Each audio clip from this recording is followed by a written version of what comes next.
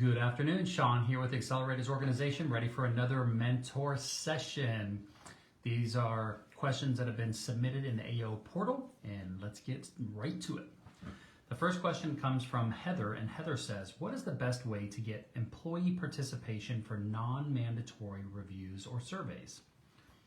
The background is, through my payroll company, we have monthly surveys that go out that ask certain questions in regards to the company and employee satisfaction. Each month we average about 50% participation, and despite reminders, getting more people to participate is pulling teeth. Any recommendations for better employee participation? All right, Heather, I've got about 7 other mentors that are going to answer this for you. You know, at the end of the day, think about what you just said. You said, what is the best way to get employee participation for non-mandatory? Well, if it's non-mandatory and you're getting 50%, then you're getting 50%. If it was mandatory, then it would be 100%. So if you're giving your team the option to not participate, then that's their choice. There shouldn't be any repercussion or any concern or any problem that you're only getting 50% because you're giving them the freedom to make the choice. If you want participation and you want everybody to do it, make it mandatory. You know, find a way to make it mandatory. Another thing to think about with this is, you know, listen, as you build your company, as an owner of your company, what I would do is I would be focusing more on my managers and letting my managers work within their teams. And one of the things that you could do is make, as part of your manager's employee performance review, how well they're doing with team engagement.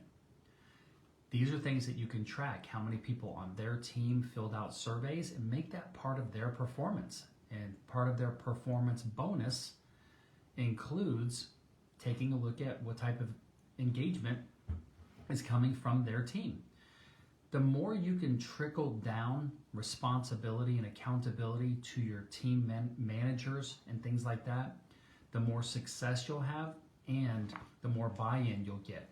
You know, the interesting thing is we think as business owners and as CEOs of our companies that our team will always do what we want them to do. But sometimes as we grow our companies, our entry-level and frontline workers develop stronger relationships with their manager or even, you know, or their coworkers or what have you. If you can find a way to utilize your managers to build those relationships within their team in order to get that type of buy-in, then you can just go, let's say you have 3 managers, you can just go to those 3 managers and say, hey, it looks like 3 out of 5 people filled out the survey, get on this, get them to get this done. But remember, when you make something non-mandatory, you're giving them the choice, and we have to live with that choice. Yep. Hope that helps.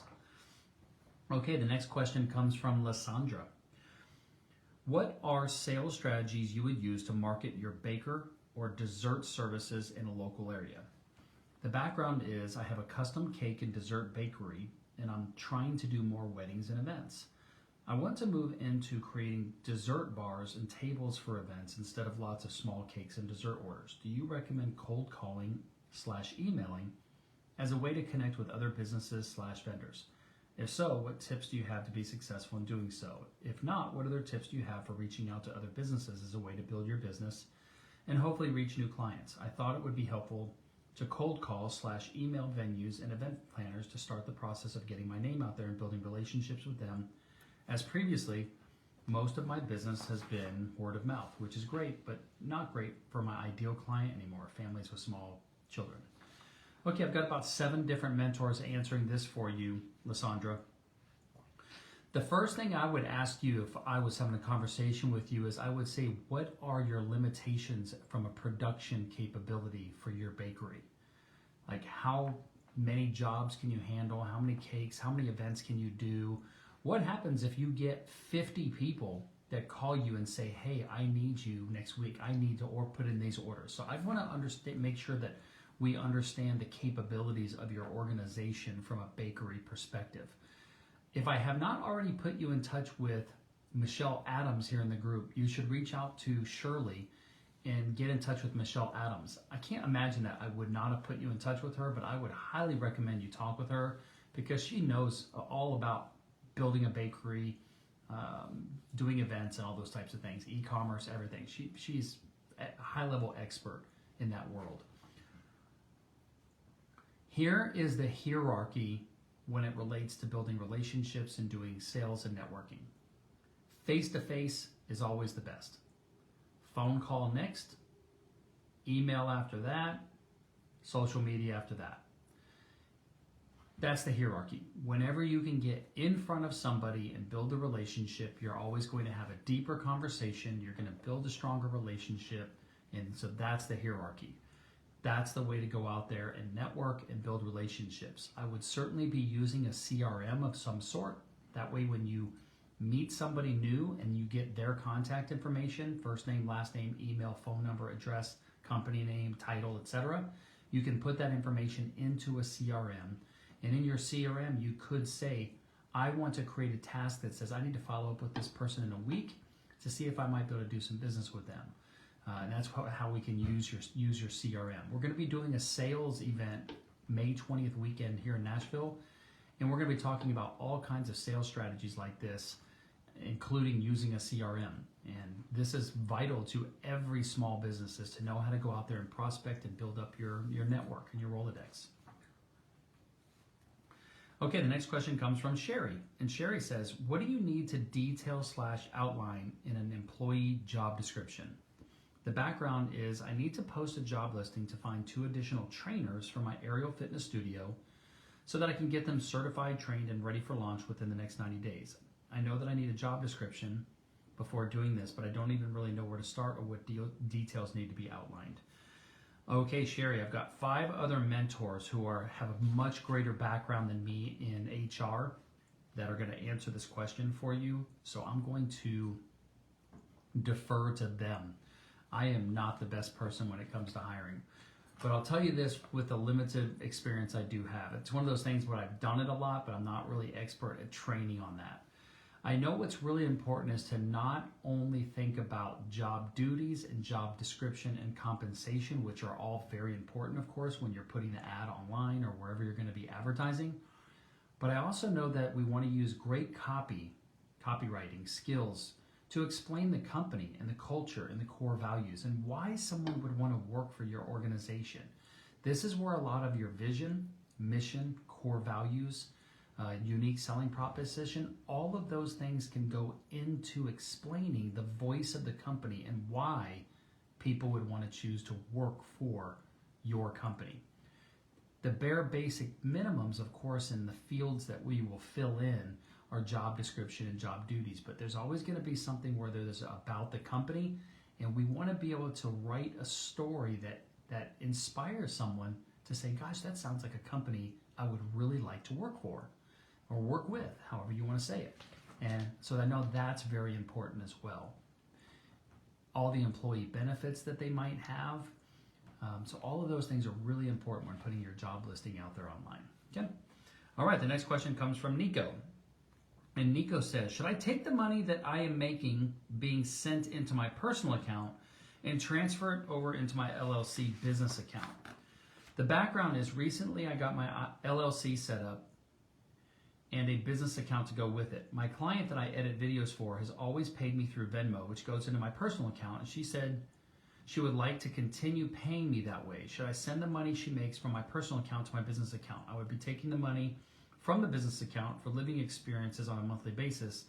Just don't know, since I have an LLC in Florida, if I should transfer back and forth to show my business has money coming in. Thanks in advance. I've got 2 different mentors answering this for you, but Nico, you also could always reach out to Rosalie. She's down there in South Florida. You should build a relationship. My advice is to always have a direct line of communication and relationship with an accountant. Fortunately, Rosalie here in the group, but you've got a couple mentors, but Rosalie right there in South Florida, these are probably easy questions that your accountant or bookkeeper should answer. I don't know the technical questions, so I'm going to defer to these individuals to mention the best way. But my first advice would be can you create an account with Venmo that is specific to your business, so it goes into your business account, and then create another account for personal? Is that possible with Venmo? I don't know. Okay, the next question comes from Perry, and Perry says, how do I evaluate new opportunities / side businesses? The background is I have a stable core business with a great team. We sold 8 figures on Amazon last year through the FBA program, and I've trained our operations and admin team so that we can step away from the business for a week or so at a time. We currently have several ideas for side businesses that complement our core business. Some of them are consulting with other Amazon sellers to help them be more efficient, including on-site workshops or on-site consulting. Number 2, creating courses to help people with process efficiency. Number 3, brand management, helping other people get up and running on Amazon and managing their presence on the platform for a commission. Number 4, doing private label on Amazon. In all of these cases, we would have to hire or build new team to execute the idea. So how do you decide which idea to act on first? Thanks. I've got a bunch of other mentors answering this for you, Perry, because as you know, first off, congratulations. Not a lot of businesses get to 10 million in annual sales, and I don't know what kind of profit margins you do, but you know, the average would be anywhere from 10 to 25% margins, so that means you're producing a nice income for you as owners. One of the things that I like to take a look at in my business is I like to see where I can grow horizontally and where I can grow vertically. One of the great things that I miss about having my last company is having access to an entire team that I can go to with ideas, and then we can execute in the actual business that we have. If we divert our attention away from our core business, then the core business probably isn't going to grow as fast because they're not going to have somebody who's a visionary growing that business. One of the things I would take a look at is how can you double your existing business? What would you need to do to double your existing business? What are ways you could do to 10x or triple or whatever that existing business that you have? One of the easiest ways to grow is to grow within what we're already great at. I can't imagine that you have saturated the entire market with what you're doing with only doing $10 million, which $10 million is a lot, but I can't imagine that you've saturated or reached a point in which you can't grow the existing business. So that's some of the things I would look at. You're right that when you're examining different other opportunities or different side businesses or other businesses you want to get into, a tendency would be that we want to take time from our existing team to help us with any type of duties, and then that takes away from the existing business, or we're starting just a whole new business and now we're operating 2 different businesses. Depending on your ultimate goal, that's where I would look. One of the things that I did when I was growing my last company was I went through a lot of the same things that you're growing, and what I did is I introduced new lines of products and services that we could sell to our existing customers. So in your case, more products. Another thing that I would look to do in your existing business is you probably have noticed some trends and patterns within the people that are buying product. One of the great things that you could do is see if you could create your own line of products and services and become the manufacturer, and then utilize the existing infrastructure that you have. You would make more money, and then you could also implement what's called a D2C model, which is direct to consumer, and start building your own email list of customers, which you don't get from Amazon. And that way, you would have less marketing costs and higher profit margins with your own customers and clients selling direct to consumer as opposed to through Amazon. Where Amazon is a great marketplace, of course, we don't know how long that's going to last. We don't know what's going to happen with Amazon. And one of the things that is a threat to our business, if you do what's called a SWOT, strengths, weaknesses, opportunities, and threats. If you do a SWOT, one of the biggest threats you have is that what happens if something happens to Amazon? Your whole business is done. And that's a very real threat in the world that we live in, and it happens. And one of the things that you can do is look to see how you can utilize the infrastructure and the processes that you've already developed to build things within your existing business that would make it to where you are not 100% dependent on Amazon. Another thing to take into consideration is there are a ton of Amazon consultants and programs and courses and all that type of stuff out there. I think it diminishes the value of what you do for a living. You know, I deal with this on a daily basis. Here I built a $20 million company. I'm financially independent. I've got everything I want. And I'm out here marketing a $99 per month subscription service. It's humbling when I have to try to convince people to spend $100 a month to get access to me and all these other mentors and resources for $100 a month. It was different. It was so much more fun when I was able to say I was running a $20 million company and I was dealing with companies like Marriott and big hotel brands and chains and ownership groups and things like that. So that's something that I would take into consideration too, is there's a little bit of different type of factor in selling something like courses and programs and training and consulting. I'd love to see how you can take your $10 million business to $50 million and do it within your business, and then also spread the risk so that you're not only dependent on Amazon. Okay? Hope that helps. We'll talk about that next weekend when you're in town. Okay, and the last question comes from Vesna. And Vesna says, what are some ideas that I could use to create a subscription revenue business? Thank you in advance. I have a new consulting business focusing on HR strategies, process improvement, HR software implementation, and organizational change management.